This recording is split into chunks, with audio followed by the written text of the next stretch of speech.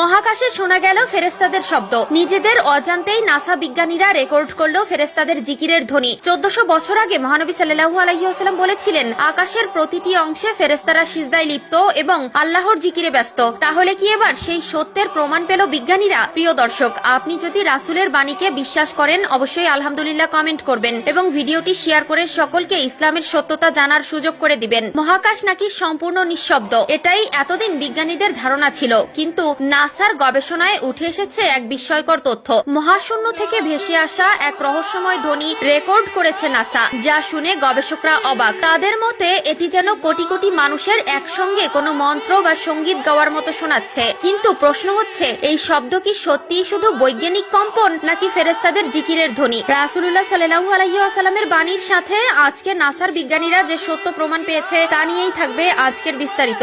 রাসূলুল্লাহ সাল্লাল্লাহু আলাইহি ওয়াসাল্লাম হাদিসে উল্লেখ করেছেন যে আকাশে প্রচন্ড ঝাঁকুনির মতো শব্দ হচ্ছে। অতীতে ধারণা করা হতো যে মহাকাশ একটি সম্পূর্ণ বায়ুশূন্য পরিবেশ, যেখানে শব্দের সৃষ্টি অসম্ভব। তবে সাম্প্রতিক সময়ে নাসার একাধিক গবেষণা এই ধারণাকে বদলে দিয়েছে। গবেষণায় দেখা গেছে মহাকাশে বিভিন্ন প্রাকৃতিক ঘটনা ও কম্পনের ফলে বিশেষ ধরনের শব্দ সৃষ্টি হয়, যা আধুনিক প্রযুক্তির মাধ্যমে শনাক্ত করা সম্ভব হচ্ছে। নাসার hour universe is not silent এবং লিসেন টু দ্য ইউনিভার্স শীর্ষক প্রতিবেদনে বিস্তারিতভাবে তুলে ধরা হয়েছে কিভাবে মহাকাশে শব্দের সৃষ্টি হয়। সংস্থাটির অত্যাধুনিক টেলিস্কোপ ও গবেষণা সরঞ্জামের মাধ্যমে এসব মহাকাশীয় শব্দ শনাক্ত ও রেকর্ড করা সম্ভব হয়েছে। সহিহ মুসলিম হাদিস আবু দারদা রাদিয়াল্লাহু তাআলা আনহু থেকে বর্ণিত, রাসূলুল্লাহ সাল্লাল্লাহু আলাইহি ওয়াসাল্লাম যখন মিরাজ থেকে ফিরে আসেন তখন সাহাবারা তাকে প্রশ্ন করেন, ইয়া রাসূলুল্লাহ, আপনি আকাশে কি দেখেছেন বা কি শুনেছেন? জবাবে নবীজি সাল্লাল্লাহু আলাইহি ওয়াসাল্লাম বলেন, আমি যা দেখেছি তোমরা তা দেখতে পাও না, আমি যা শুনেছি তোমরা তা শুনতেও পাও না। আকাশ জুড়ে প্রচন্ড কম্পনের শব্দ শোনা যাচ্ছে,